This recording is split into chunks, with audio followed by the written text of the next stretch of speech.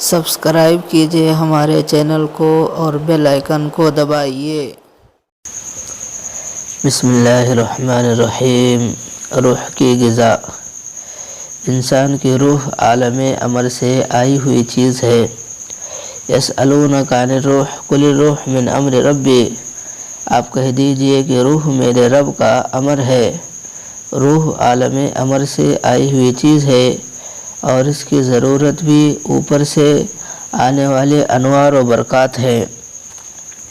نتیجہ یہ نکلا کہ روح کی غذا اوپر سے آنے والے انوار و برکات ہے اور جسم کی غذا نیچے زمین سے نکلنے والے ثمرات ہیں۔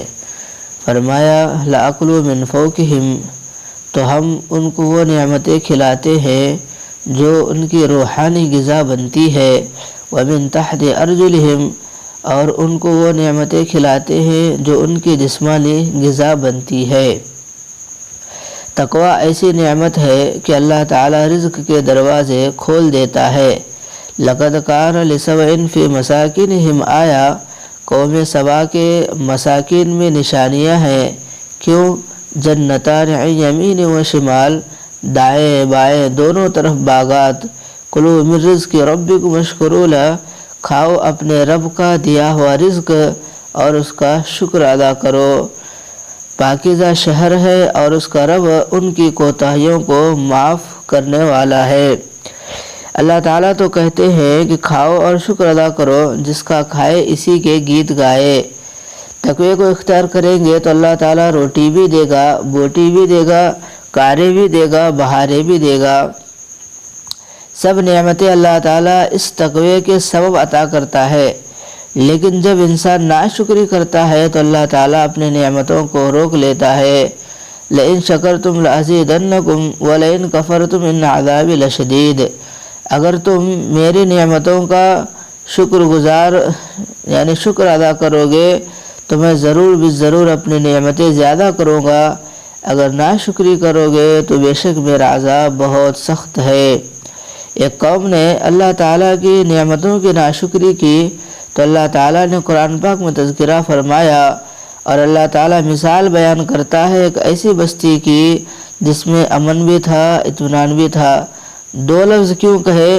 امن کہتے ہیں باہر کے دشمن کا کوئی ڈر نہ ہو، اطمینان کہتے ہیں اندر کا کوئی غم نہ ہو، تو فرمایا امن بھی تھا اور اطمینان بھی تھا۔ چاروں طرف سے ان پر رزق کی بہتات تھی۔ پھر کیا ہوا؟ فَكَفَرَتْ بِأَنْعُمِ اللَّهِ، تو انہوں نے اللہ تعالیٰ کی نعمتوں کی ناشکری کی۔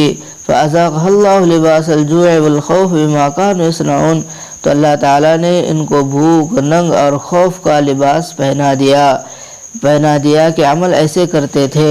اگر انسان ناشکری کرے تو اللہ تعالیٰ اپنے نعمتوں کو چھین لیتے ہیں، اگر انسان تقوی کو اختیار کرے تو اللہ تعالیٰ رزق کے دروازے کھول دیتے ہیں۔ فرمایا وَمَن يَتَّقِ اللَّهَ يَجْعَل لَّهُ مَخْرَجًا، اللہ تعالیٰ اس کے لیے سبیل پیدا کر دیتے ہیں۔ وَيَرْزُقُهُ مِنْ حَيْثُ لَا يَحْتَسِبُ، ایسی طرف سے رزق دیتے ہیں جس کا اس کو گمان بھی نہیں ہوتا۔ حضرت تھانوی رحمۃ اللہ علیہ نے برکت کا ایک عجیب واقعہ لکھا ہے کہ ایک نوجوان تھا، اس نے اپنے والدین کی بڑی خدمت کی۔ بھائیوں سے کہا کہ جائیداد کا حصہ میں آپ کے سپرد کرتا ہوں، والدین کی خدمت آپ میرے سپرد کر دے۔ سودا کر لیا، چنانچہ اس نے ماں باپ کی خوب خدمت کی۔